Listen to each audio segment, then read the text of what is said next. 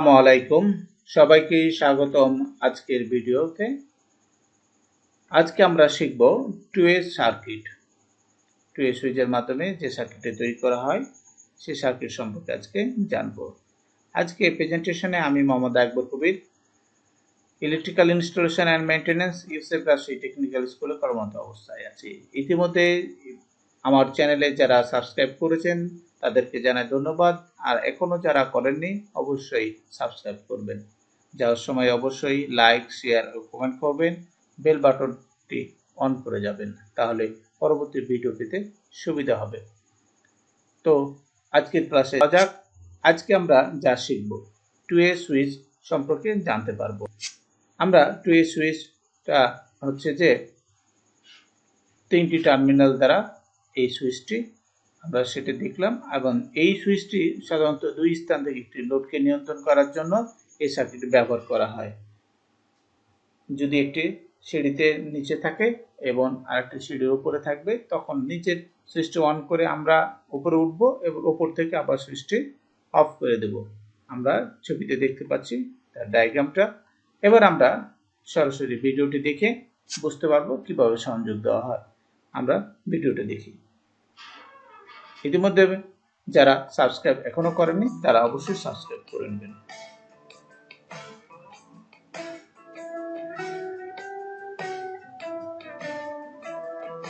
শিক্ষার্থীরা, এখন আমরা দেখব দুই সিরিজের সংযোগ। মূলত দুই স্থান থেকে একটি লোডকে নিয়ন্ত্রণ করার জন্য ব্যবহার করা হয়। অর্থাৎ কেউ যদি সিঁড়ি তলায় থাকে আবার তলায় থাকে, দুই জায়গায় থেকে একটি লোডকে আমরা যাও আমরা এই সার্কিটের নিরাপত্তার জন্য আমরা যদিও সার্কিট খোলা, কারণ বোঝার সুবিধার জন্য আমি খোলা আপনাকে বলতে হবে। আর তার জন্য আমরা দুটো সুইচ লক করবো, যার তিনটি টার্মিনাল। এবার এই যে একটা লোড নিয়ন্ত্রণ করুন আর তাহলে প্রথমেই আমরা একটু দেখে নিব কিভাবে সুইচের কানেকশন দিতে হবে। সুইচের কানেকশন দিতে গেলে আমরা সুইচটাকে সোজা করে দেব।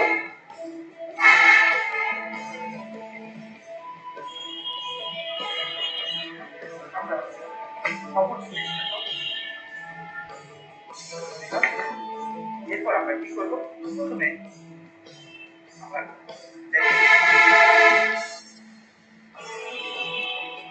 একটা লাগালাম।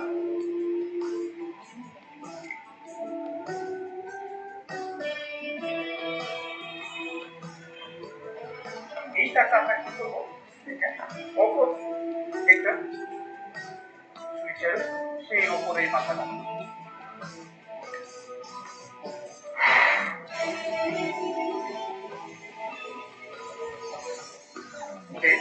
এবার এভাবে আমি আরেকটা কাজ করবো। এই কাজগুলো যত দূরে আমার সুইচটা হবে তত দূর পর্যন্ত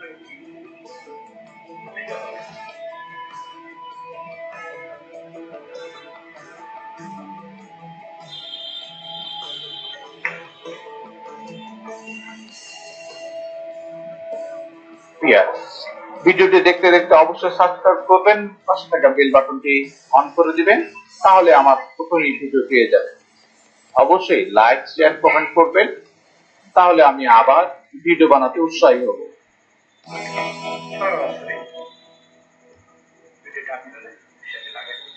এবার আমরা কি করব, আমরা ফিউজে তার আমি লাগিয়ে রেখেছি, তার লাগিয়ে গেছে, ফিউজে গেল, ফিউজ থেকে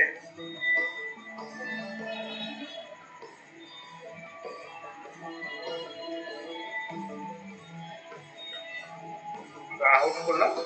এই আউট তারটা কোথায় গেল, এই আউট তারটা এখানে সুইচের যে সাইড দিল, সুইচের আমি মিডলে যে পয়েন্ট টার্মিনালটা ফাঁকা আছে, কমন টার্মিনাল, এই কমন টার্মিনালে আমি ফেসটা ইন করি।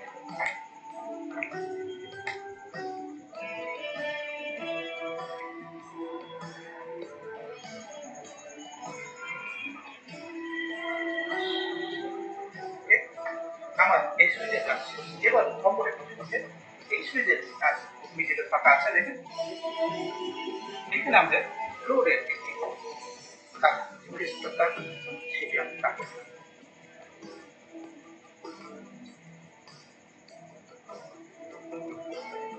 তাহলে আমার এই সুবিধাটা কাজ। এখন লোড থেকে যে ফাঁকা টাকা আছে আমি এই ফোল্ডারে রাখি লোডে যে ফাঁকা টাকা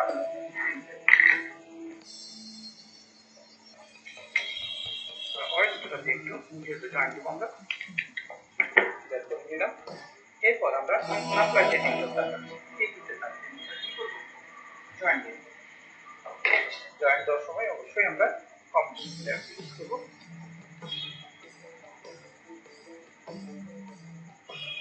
এই জয়েন্টটা তো আমরা জয়েন্ট শেষ করেছি। এবার আমরা সার্কিটটা একটু দেখব।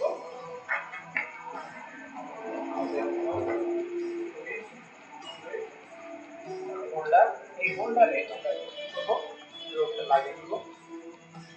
লোডটাকে আমরা কি করব নিয়ন্ত্রণ করব সুইচের মাধ্যমে দিয়ে। এবার আমরা সাপ্লাই